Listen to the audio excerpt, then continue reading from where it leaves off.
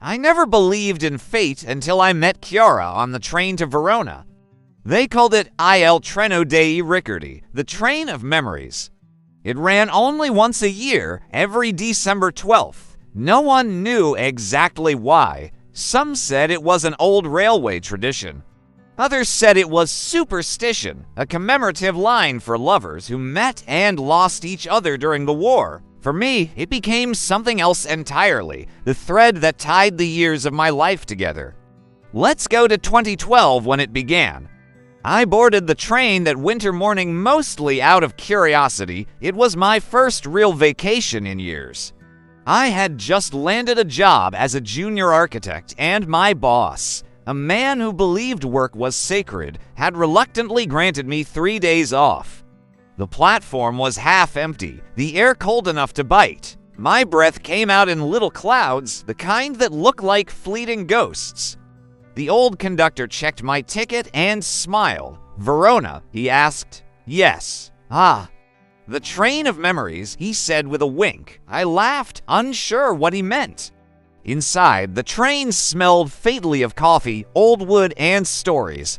I found an empty seat by the window. As the train lurched forward, I looked up, and there she was. Curly brown hair, oversized beige scarf, eyes that were neither brown nor hazel, but something in between.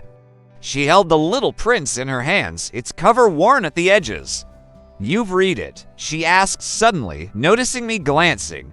"Yes, years ago," I replied. Didn't understand half of it. She smiled.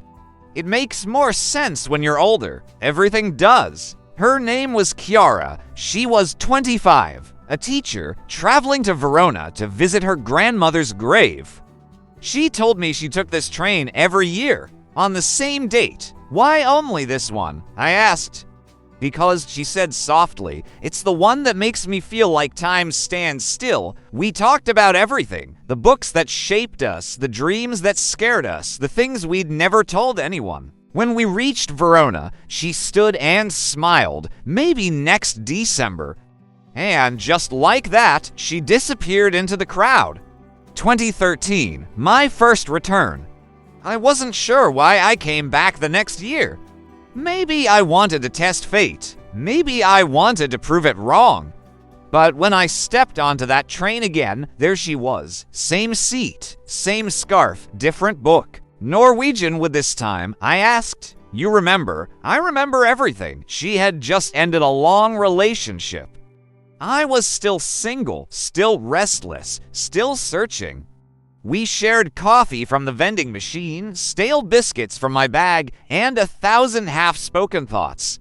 When Verona's lights appeared through the window, she leaned over and kissed my cheek. "Until next year," she whispered. For the first time in my adult life, I counted the days until December. 2014, my first empty seat experience. By 2014, she didn't come. The seat across from me was empty, and the train felt heavier for it. I stared at the landscape rushing past. The same hills, the same fog, but without her laughter, everything felt muted. I told myself she'd just missed it, but deep down, I felt something colder. 2015, the scar and the reality.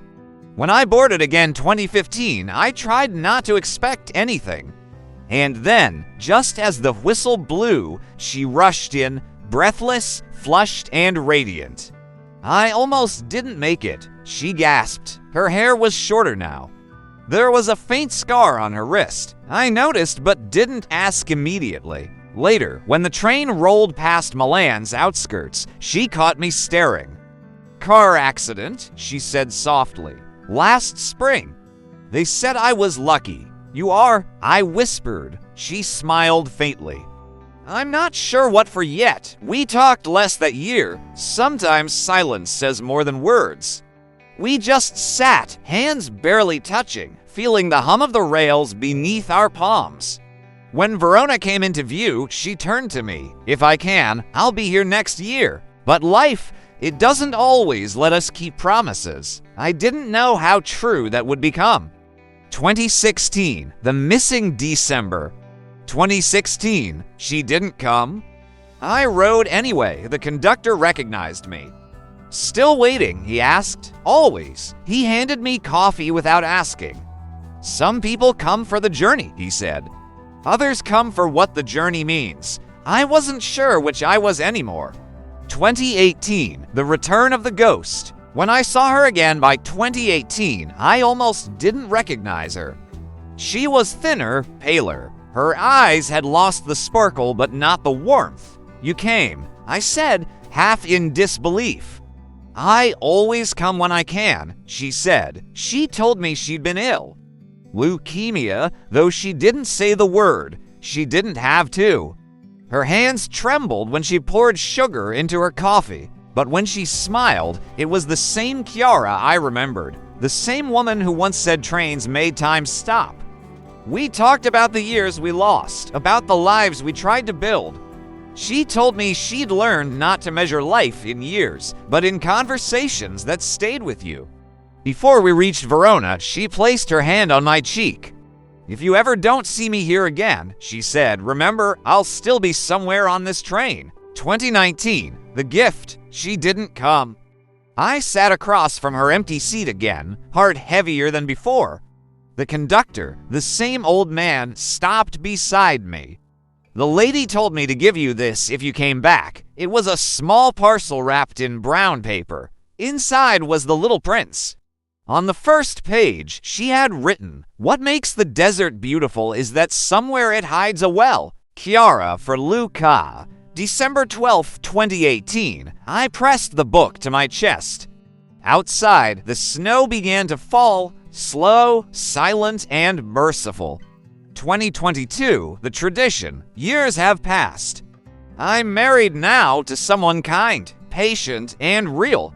We have a daughter, and her name is Chiara. My wife doesn't know the story of the train, or why I disappear every December 12th for a single day. I tell her it's a work trip. Maybe. In a way, it is. A trip to a place where memory and love still work together quietly, like old gears in a forgotten clock. The conductor is retired now. The new one doesn't know the story. But I still sit in the same seat. Sometimes I bring to coffees. And sometimes, when the sunlight hits the glass just right, I see her reflection there, scarf wrapped around her neck, book open on her lap, smiling that quiet smile that once made time stop. They say the Treno dei Riccardi was created to commemorate love that endures despite the years, but I think it's more than that. It's a promise that even when people leave, even when they vanish from your days and decades, love finds ways to return. Maybe not in person, but in memory, in music, in trains that come once a year, and every December 12th, I ride it. Just to remember what it felt like to meet someone who made the whole world feel still.